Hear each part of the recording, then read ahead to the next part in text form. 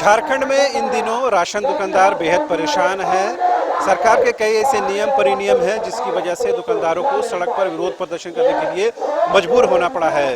इस वक्त हम मौजूद हैं झारखंड की राजधानी रांची के राजभवन के समीप, जहां झारखंड प्राइस डीलर एसोसिएशन की ओर से एक विरोध प्रदर्शन किया गया है और ये बताने की कोशिश की गई है कि सरकार के जो नीति नियम है उससे कहीं न कहीं जो पीडीएस डीलर है वो कहीं न कहीं परेशान है। इस वक्त हमारे पास मौजूद हैं एसोसिएशन के संजय कोंडुलना जी। क्या मुख्य तौर पर आप लोगों की डिमांड है? प्रधानमंत्री गरीब कल्याण अन्न योजना का राशन हम लोगों ने जो वितरण किया 2021 से 2022 दिसंबर 2022 तक, उक्त वितरण का कमीशन भारत सरकार के द्वारा राज्य सरकार के सामंजस्य नहीं रहने के कारण हम लोगों को पिछले 13 महीने का, ग्रामीण क्षेत्रों में 18 से 20 महीने का खाद्यान्न का कमीशन बकाया है, जिसके कारण आज हम लोग सड़क पर अपनी डिमांड रख रहे हैं, अपनी मांग सरकार को आगाह कर रहे हैं जो आप हमारा बकाया कमीशन यथाशीघ्र निर्धारित कीजिए। क्या हमारी पारिवारिक स्थिति बहुत दयनीय हो गई है, हमारे दुकानों का किराया बकाया है कमीशन के कारण। तो कमीशन हो गया, दूसरा मांग है अनुकंपा पर जुलाई 2022 से राज्य सरकार एक अध्यादेश जारी की है जिससे अनुकंपा का लाभ से हमें वंचित कर दिया गया है। 60 वर्ष के बाद अगर डीलर की मृत्यु हो जाती है तो डीलर के परिवार को जो अनुकंपा पूर्व की मिलता था वो अनुकंपा हमें बंद कर दिया गया है। हम अपनी राज्य सरकार से मांग करते हैं कि पूर्व की भांति हमें अनुकंपा दी जाए, क्योंकि वो हमारा रोजी रोटी है। एक और विषय बता रहा है आपने जो 2G सिम को लेकर, अभी इतना देश का तकनीकी हाई हो गया है और लेकिन राज्य सरकार हमें 2G के सहारे वितरण करवा रही है और जिसके कारण वितरण व्यवस्था पूर्ण रूप से बाधित रहती है। नेटवर्क सर्वर नहीं रहता है, इंटरनेट नहीं रहता है, जिसके कारण उपभोक्ता घंटों परेशान रहते हैं खाद्यान्न लेने के लिए। हम उनको खाद्यान्न दे नहीं पाते हैं, वो अपना काम मजदूरी छोड़कर हमारे यहाँ आते हैं और हम उनको खाद्यान्न नहीं दे पाते हैं। ये बड़ी समस्या है, जिसके कारण हम राज्य सरकार से मांग करते हैं कि यथाशीघ्र 4G व्यवस्था में बायोमेट्रिक को चालू किया जाए ताकि वितरण व्यवस्था सुचारू रूप से चल सके। तो इस सिलसिले में कभी खाद्य आपूर्ति मंत्री से बातचीत हुई? माननीय मंत्री महोदय से हमने कई एक बार अनुरोध किया, ज्ञापन दिया, उन्होंने हमें आश्वासन दिया शीघ्र ही इसकी परिवर्तन की जाएगी, लेकिन अब तक आश्वासन ही मिला, परिवर्तन नहीं हुआ। कमीशन का राशि हमारा बकाया चला रहा है, कमीशन की मांग भी हम उनके समक्ष रखे हैं, झारखंड के मुखिया के समक्ष भी हमने ये मांग रखे हैं। आज हमें बाध्य होकर सरकार के समक्ष सरकार के विरुद्ध खड़ा होना पड़ रहा है अपनी मांगों के लिए।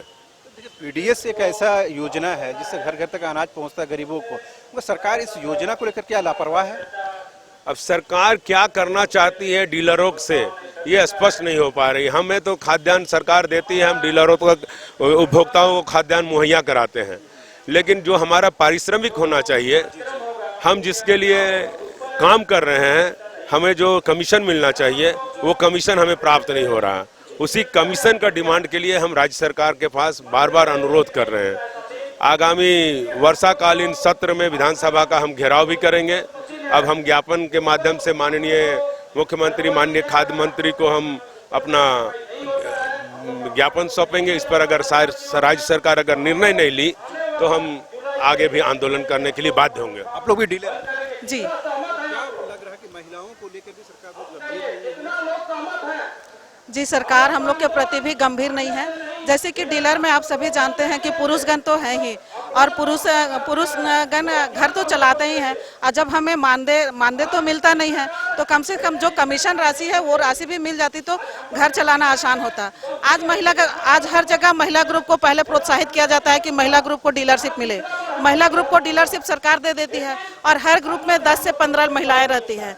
कमीशन आज बंद है, महिलाओं का जीवन यापन कैसा हो? उनको ना साबुन तेल खरीदने के लिए, शैम्पू खरीदने के लिए, कुछ चीज़ के लिए पैसा नहीं मिलता है। तो ये कहाँ तक सरकार को जायज़ है? सरकार को उचित होना चाहिए कि इसमें बहुत सारे एसएचजी ग्रुप भी जुड़ा हुआ है, महिला लोग जुड़ी हुई है, पुरुष वर्ग के लोग जुड़े हुए हैं, उनका जीवन कैसे चलेगा, इस पर उनको गंभीरता से सोचने की आवश्यकता है। कितनी महिलाओं की संख्या पूरे राज्य में कितनी होगी? राज्य में महिलाओं का डीलरशिप का जनसंख्या कितना है ये तो मुझे पता नहीं है। जी, रांची जिला में कितनी हो गई पता नहीं है सर। क्या लगता है महिलाएं, अगर चूंकि सरकार ने प्राथमिकता की सूची में आप लोगों को डिस्ट्रीब्यूशन के लिए मौका दिया है, उसके बावजूद अगर ये नहीं मिला, क्या विभागीय अधिकारियों की लापरवाही है इसके पीछे? इसके पीछे विभागीय पदाधिकारियों का ही लापरवाही है।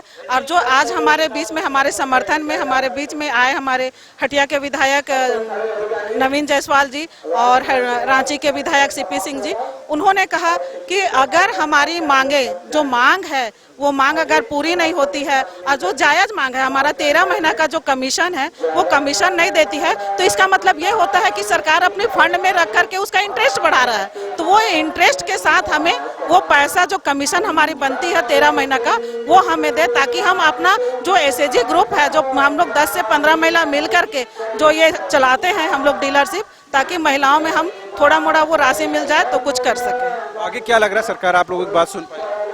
हमारी बात सरकार जरूर सुन पाएगी। अगर हमारी बात वो नहीं सुनती है तो आज जो एक दिवसीय धरना किए हैं, ये धरना आगे भी इस तरह से हमारा बरकरार रहेगी। राज्य में आज आप लोग आंदोलन कर रहे हैं? पूरे राज्य के लोग मिलकर के आंदोलन करेंगे। अभी तो रांची जिला के जितने भी 25,000 यहाँ पर डीलर है, तो 25,000 में अभी कुछ लोगों की उपस्थिति हुई है और हमारी मांग इसी तरह से आगे बढ़ चढ़ करके रहेगी। और हमारा समर्थन में दोनों विधायक ने कहा है, ये मामला यहाँ से लेकर के सदन तक हम अपनी बातों को रखेंगे। तो आपने सुना किस तरह से जो पीडीएस के डीलर है वो इन दोनों बेहद परेशान है और ये बताने की कोशिश कर रहे हैं कि सरकार उनकी सुन नहीं रही है, लिहाजा 25,000 जो इस एसोसिएशन से, इस पीडीएस डीलर एसोसिएशन से जुड़े हुए हैं, वो कहीं ना कहीं हैरान और परेशान है, लिहाजा उनको सड़क पर उतरना पड़ा है। उम्मीद की जानी चाहिए कि लोगों की बात सरकार तक पहुंचेगी और कहीं ना कहीं बीच का समाधान निकालने का प्रयास किया जाएगा। फिलहाल आप देखते रहिए न्यूज़ 22 को।